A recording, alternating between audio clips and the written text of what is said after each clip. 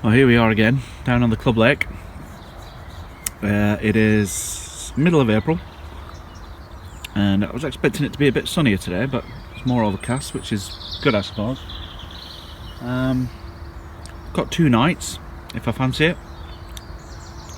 Came down yesterday to do a bit of pre-baiting. I walked around with my son, and we saw quite a few fish, but most of them were down in the snags, which is, see if I can get my finger in there. Now I can fish that from the point safely if I lock up and fish correctly and whatnot. So I am thinking of going down to the point, but I'm just having some lunch, or just had some lunch. I'm going to have a flapjack in a minute, and just sit here for about another 20 minutes and just see if the carp give me any clue as to where to go today. If not, then I'll go onto the point, which is there, just there. Because really that gives you the best vantage point of the lake. So if I see anything I can move on it, but yeah, just going to sit here a wee while longer and see what comes up. It was a good walk round yesterday. I did see 1 or 2 fish around the lake, but most of them, like I say, were held up in the snags. It was good fun actually. Me and Boy took the spinning rod as well, and we had a couple of pike, which was really good fun. But hopefully today or tonight or tomorrow I'm going to get amongst some carp.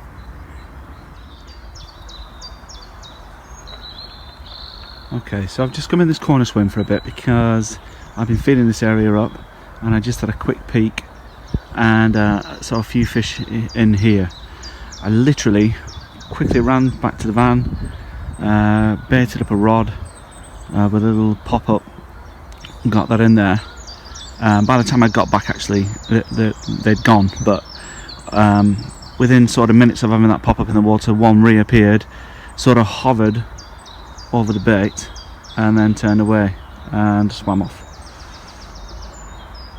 Yeah, it was very much like it knew it was a trap, just for the simple reason, you know, it hovered over it almost like a pike does to claim it. I crouched down to the rod and it just turned its nose up, and not only that, it shifted off quickly, which made me think it sussed it. It sussed the trap and it's moved off quickly. So I'm going to spend maybe another 10 minutes down here just to see if anything else does wander in. But I won't get too preoccupied with this corner. Looking at the rest of the lake, I've had no inkling where the fish are. They've not given me any clues, so I'm still thinking about the point.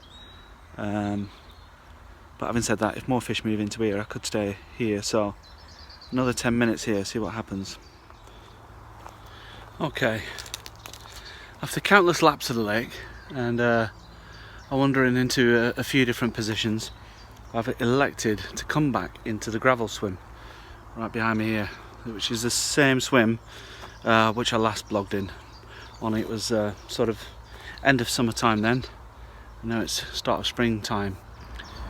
There's a good look at the swim. So reason why I've decided to do that is because when I was watching the lake, I saw carp literally swim across here and down into the margin that I've been baiting down there. That's the margin I've just been having a little bit of a stalking, and I must admit, as soon as I dropped in on them, they soon shot off, so maybe I wasn't quiet enough. But my figuring is, or my thought process is, I've been baiting spots around here in the margin and out there and out towards those reeds, so if I get on them spots and if I do see anything marching down into that corner, I can act on it quickly, get the old stalking rod and get down there. And I've also been pre-baiting margins down the other line of the bank as well, so there are options here. It seems to go against everything, this decision. I say that because the wind, even though it's a very gentle wind, is blowing towards the east of the lake, so back towards the hut point and the snags, which I was thinking of fishing at first. I'm again in a corner of the lake here, so I'm kind of I'm a little bit marginalised, literally, but I don't know, I've got a feeling about this, so I'm going to go with it. And you know, if by some point tomorrow I still haven't caught or I'm getting fed up, I can always switch swims and just move a little bit further down to the bank and get out into the open lake. I can show you that if we just march up the swim here.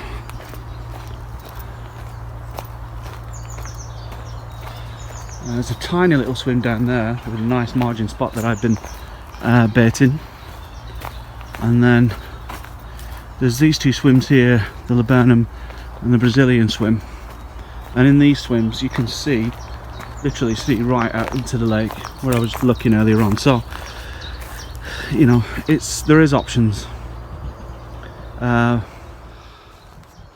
that's what I'm thinking of doing for now. So it's on a bit of a mission as usual.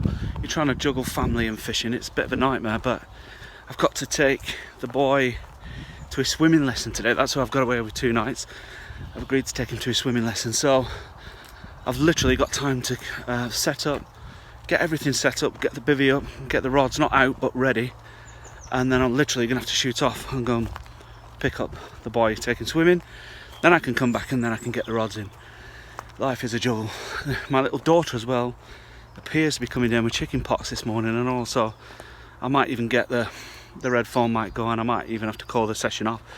But that's the trial and tribulations of trying to balance fishing with work, with family, the lot. It's really hard work, isn't it? So I'm gonna get set up, and then I'll probably touch base with you at some point tonight. Within this blog as well, I'm going to give a review on the Titan TC Pro. Now, I've had this bivvy for about 1.5 years now, so I think I'm pretty valid in giving you a chat to about it and letting you know what I think. So I'll get it set up, and we'll have a little chat about this bivvy. This is the TC one-man TC Pro Titan Nash.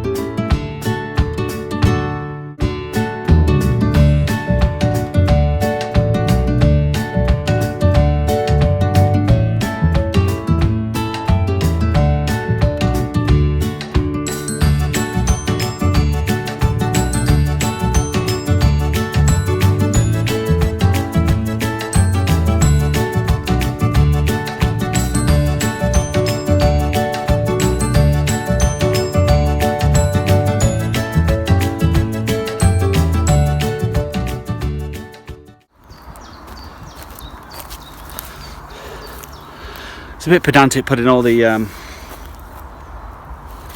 pegs in, but I wanted to give you a full look at it, fully put up. But that's it, basically. Set up. So I'm gonna grab you.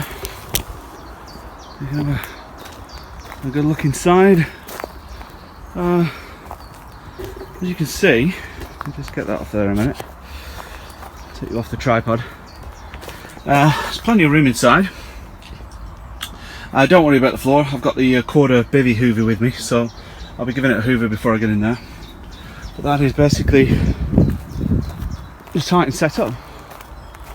See how square it is at the back. Nice and square, goes up to that side of the bank, nice.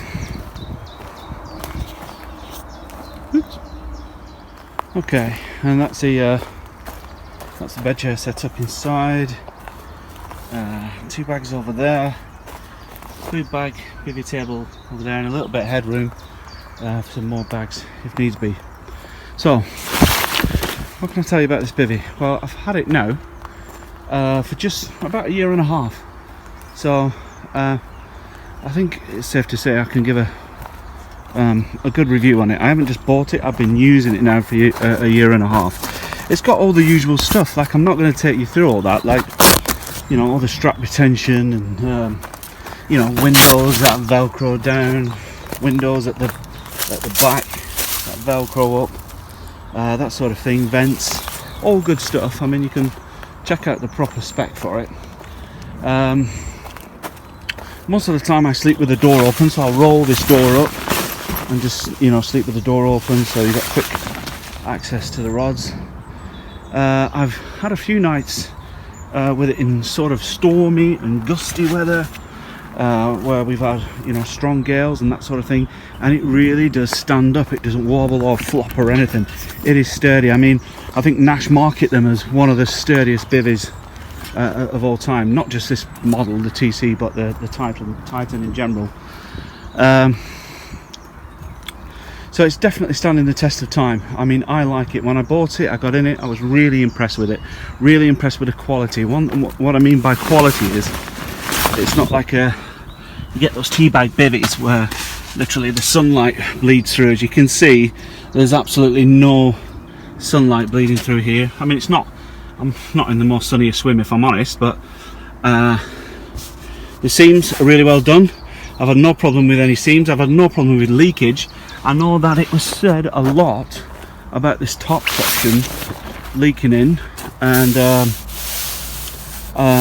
a bar to go across it and that sort of thing, but I've not really had a problem with it. I do get some pooling up there, but that's because I put my Ridge Monkey light up there. Got a bit of a stain on it there, by the way. Whatever you do, don't put your glugged boilies on top of your bivvy. Stupid. But yeah, I've had no water ingress whatsoever. No water inside the bivvy. It's a really good, strong, sturdy ground sheet. As you can see, it's taken a bit of a battering.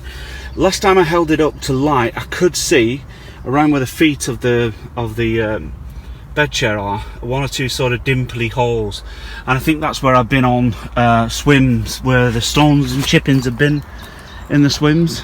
And like for instance, the last time I fished was at Farlow's, and I didn't put the ground sheet down because there were stones in the swim, and they were quite nasty stones. But it's a good heavy duty ground sheet. It's a good sturdy all round bivvy. As you can see, it's really straightforward and simple to put up. Where it's anodized paint, this has sort of started to chip at the edges there, but it's not really a surprise because those joints, those knuckles do take some battering. But I mean, if I could have one small gripe, it would be that the finish on this metalwork would be better and wouldn't chip off the sides there. That's a very small gripe. I mean, it's starting to look like it's 2 years old now, but it's standing the test of time as far as I'm concerned. Only one thing in hindsight, like I went for this bivvy because it's marketed as being relatively small and quick and easy to pack up. Now the footprint is small. When you compare it to the Tempest, when Lloyd had his, we got the Tempest up, his footprint was larger inside, and I think it's probably more, the Tempest is probably more comparable to the T1 in terms of footprint, and the TC, which I think which stands for Titan Compact, is a little bit smaller in terms of footprint. And I'm just taking a guess here, just a wild guess, but I'm guessing that it's probably just as quick to pack down a T1 as it is to pack down a TC Pro. So it definitely is a smaller bivvy, but as you can see there is still lots of room inside for everything. So all in all, I'm very impressed with it. I've loved it. I would definitely get a Titan bivvy next.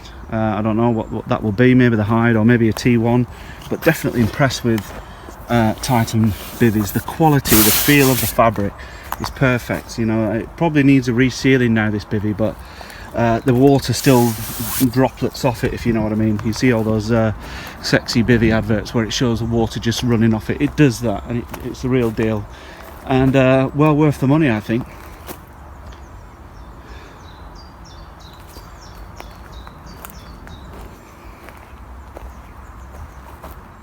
So yeah, that's my review of the TC Pro, and yeah, I can't recommend it enough. It's a cracking little bivvy. It's so easy to put up. I don't know, we've all had those pram style bivvies where, you know, they're so hard to pack up and pack down and get the knuckles free and that sort of thing. This is just a doddle, and I'm guessing the Tempest is probably something similar.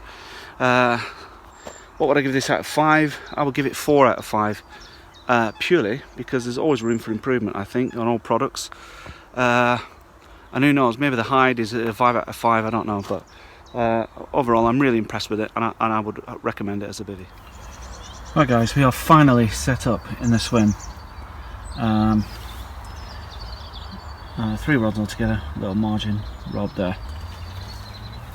It's taken me absolutely ages to get going, mainly because I had to go off and take my son on his swimming lesson, but that's that done and I'm back now. The rod's are out, I've made a brew, I've had some tea, I'm just ready to start fishing now. I made a bit of a commotion when I was getting the rods out, so I'm not expecting bites anytime soon. I think possibly tonight, hopefully tonight anyway. So it's the same again really, same as I was in the last blog. It literally is, I'm fishing the same spots, and the fish that I had last time came from the left hand rod, which was a margin rod, which was on a twisted orange pop-up, so naturally I've got the same happening again. So the right hand rod is out towards the reed line, and that is on a crystal white. The left hand rod is out on the spot, which is sort of halfway out there towards the swim on the far bank, you can see, and that is on a blowback rig fishing 2 bottom baits, and they are 14mm cocoa fruit, PCF cocoa fruit. And then this margin rod, as I said, that's the rod that caught before, and it was on twisted orange and it was on a multi-rig, so that's exactly what it's on again. It's tucked in a bit this time just to keep it a bit more discreet at the edge of the bank there, because I do know that the fish do come patrolling in around here. I've seen a few fish move earlier on, sort of slight movements out in the water, but that's sort of subsided now. I'm not surprised really, because I did a fair bit of crashing about. So I'm just going to settle down now. I'm watching the footy. Footy's on tonight on BT Sports, and I'm just going to chill out and chillax, and I'll touch base with you when something hopefully happens. Quick update, as the light is fading fast, but I just lost one, just got dumped in the weeds. So the right hand rod went screaming off, rod tip bent right round, lifted into it, felt a bit of a weight, lifted some more, line went slack, reeling in, and I just came in with a lily pad. Is literally all. You just wonder, don't you, how the hell do they manage to get a hook out of the mouth and into a lily pad, or into the stem of a pad? It's just beyond me. But skillfully ejected to the carp, by the carp, and that was on crystal white on a multi-rig. Needless to say, that's gone back out there with just a tad more bait, just to keep them interested if they are still around. So yeah, just a quick update. Morning guys, just a quick update from last night. Nothing really. Had a tench at 3 o'clock in the morning, right hand rod ripped off. It was a tench, nice size tench, about 5-6 pound. But that's it, nothing else to report at the minute. I might do another night, I might have a move, I don't know, we'll see what the day brings.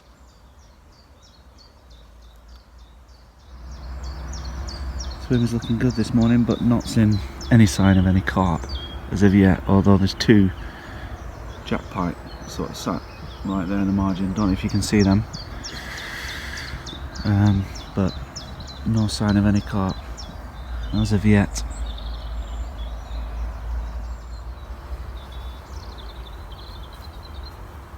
Right guys, I had a move this morning. Well, it's nearly afternoon now, but I've just moved on to showing fish in this swim, which is known as the wood pile or the log pile. There's a few fish showing around here. They don't look spectacularly big, but nonetheless there's a few fish showing, so I'd be stupid not to move onto them. So I'm just going to use 2 rods. I've tried to get in as subtly as possible, just literally drop them in. I've not put any baits over them as yet, so fingers crossed I'll be able to sneak one out of here.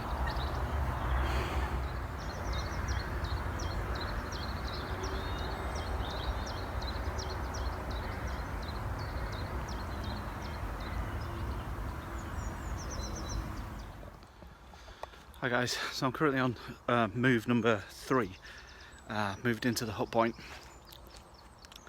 purely because all the fish seem to be down this side of the lake, so it doesn't make any sense for me to stay down there. So I'm on the usual spots, right hand rod in the margin, middle rod out onto the plateau, and then a left hand rod in the snags. It's a complete mess at the minute, my swim. I'm just trying my best to get sorted and set up for the second night. So that's the plan. Moved into the hook point, started off in the gravels, halfway through the day ended up in the wood pile, and now I'm back here in the hook. Seen a few fish milling around, but they seem to be just on the top at the minute. They don't seem to be going down for bait, but I think as soon as the sun goes down they're going to get on the munch. So I'm now in my fourth and final swim. I'm determined, not moving again. Moved 4 times today, fished 4 different swims, chasing the fish basically. There was no sign of them down where I was, so I moved into the log pile, and there was a few in there and sat on them for a bit, but they didn't seem to bother getting their heads down. Then I've chased them all the way around to here, the hook point. So I've set up camp here now, and I'm seeing quite a few fish, especially to my right, just in the margin. That's why I'm trying to stay quiet a bit.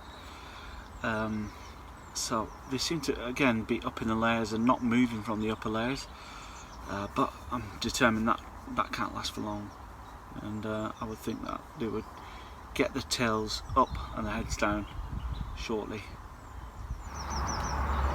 So here's the swim again, left hand rod. Oh, it's just out of view there, just slightly behind the chair, but that's down towards the snags. Then the middle rod there, or the left hand rod should I say, that's out on the plateau on a solid bag.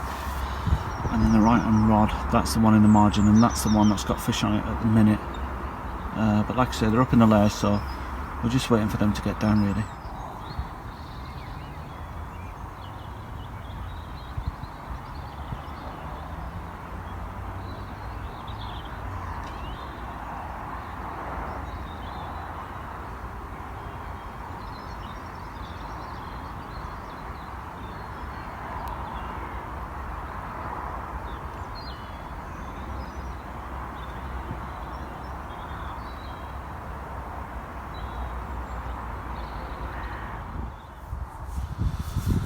So, sun's nearly set, and this is night 2 of course, and up to now I've only got that tinge to show. Well, didn't really show, I didn't take a picture of it or anything. It was 3 o'clock in the morning, so I just got it back as quickly as possible. Am I feeling optimistic? Not really, to be honest. I feel like I've been chasing them all day, and not really got them to bite as yet. Coming to this swim, the hut swim, and there was fish all over the place, fish all to my right in the snags, but they were sort of just below the top layer and they weren't getting the tails up. But I'm hopeful that might happen now. I just had a couple of bleeps on the solid bag out towards the middle, but then that sort of just dropped back down as well. That's on a solid bag with a whittled down PCF twisted orange in, just so it wafts. So yeah, but it feels like I'm absolutely exhausted today. I've been running around like crazy. I mean, if I do get a carp, I'll have bloody earned it, that's for sure. You know, whoever said carp fishing was relaxing, or it wants a bloody head seeing to, because I'm absolutely knackered. And I think a lot of the time when you're on the bank, you spend a lot of the time sorting your rigs, or sorting bait, or changing hooks, or repositioning rods, or repositioning yourself, setting up the bivvy, taking down the bivvy. You know, it is a constant battle, I think, that you're having inside your head about, am I doing the right thing? Have I set things up right? Should I be fishing a bottom bait instead of a pop-up? Should I be fishing a wafter? Should I have put in 5 handfuls of bait instead of 2? You know, all these things are constantly playing around in your mind, and that to me, you know, doesn't make for a relaxing time. You know, you're in the pursuit, aren't you? You're constantly thinking about how to change things and tweak things in the hope of getting a bite, and that to me isn't relaxing. I think coarse fishing is relaxing. I think when you sit there with a tub of maggots and a float rod or whatever, or a feeder rod, I find that quite relaxing. But this, no, I find this quite exhausting at times. I mean, sometimes you get back from a session, I don't know about you guys, but sometimes I get back from a session and I just want to sleep and sleep and sleep. And it's purely through, you know, wearing yourself out through the you know, the pursuit of carp. So I mean, this has been 48 hours. Well, it will be by tomorrow. Well, I'm not doing full 48 hours, it's more like 36 really, so I've got to be away early. But I've fished 4 different swims, and I've been sticks out as normal, or I've been dropping one rod in here and there in front of fish, you know, but for one reason or another it's just not happened. So I've got to be up early tomorrow, I've got to be away early. I'm looking after the kids tomorrow, wife's at work, so you know, it has to happen tonight. I'm absolutely dying for it to happen tonight. I just feel like I can't take my eyes off the rods and the water at the minute, and that's what I mean by, you know, relaxing. Carp fishing isn't, I don't think it's relaxing, but the rewards are better, aren't they? Come on, that's the thing, isn't it? The rewards. You put a specimen carp on a landing net, you know, and it beats anything else for me. Even going to watch the footy or anything like that. Glad I didn't watch the footy last night, because United got stuffed. But I couldn't watch it because my battery was dying on my phone. Also, my power packs seems to be packing up. There's one of these cheap jobbies from China. I said cheap, about 25 quid. But it's the second one I bought now and it's packing up again. So I think I might bite the bullet and get the old Ridge Monkey job. I think so anyway. It's a lot of money to lay out, isn't it? But if the cheap ones are going to keep packing in, then it's false economy really, isn't it? So that is it, that is where I'm at. My mate Dave's on. He was only doing the day actually, but he's now doing the night. He's down in the pig farm because he spotted a lot of them down there. I went down there to see him, and the backs were out the water. A little bit similar to up here really, how they've been showing themselves a lot. But he's not been able to winkle one out as of yet. But we've given each other a nod and said, you know, if we get a decent fish, we'll give a call tonight. So anyway, that's where I'm at. If I don't touch base with you again, it's because nothing's happened during the night, and I've had to pack away early in the morning, so I won't do a closing vlog. But hopefully you'll see me tonight. Morning guys, it's 5:15, and as you can see, the lake behind me, there's a really thick fog rolled in. About 2 o'clock, something like that last night, fog came in, and at one point I couldn't even see the rods from the bivvy. Had a couple of bleeps last night, that's all. So it looks like a blank. I'm going to slowly pipe down now, but it's looking like a blank. I'm really gutted because I've worked really hard on this session, I think. But I think every blank makes you want to come back for more, doesn't it? So yeah, slow pipe down, everything in the car. I've got to be home in about an hour or so, something like that. So sorry there's no fish in this vlog. It's really hard, this water. I'm finding it difficult, but I hope you're enjoying the vlogs anyway. So yeah, I'll see you on the next one.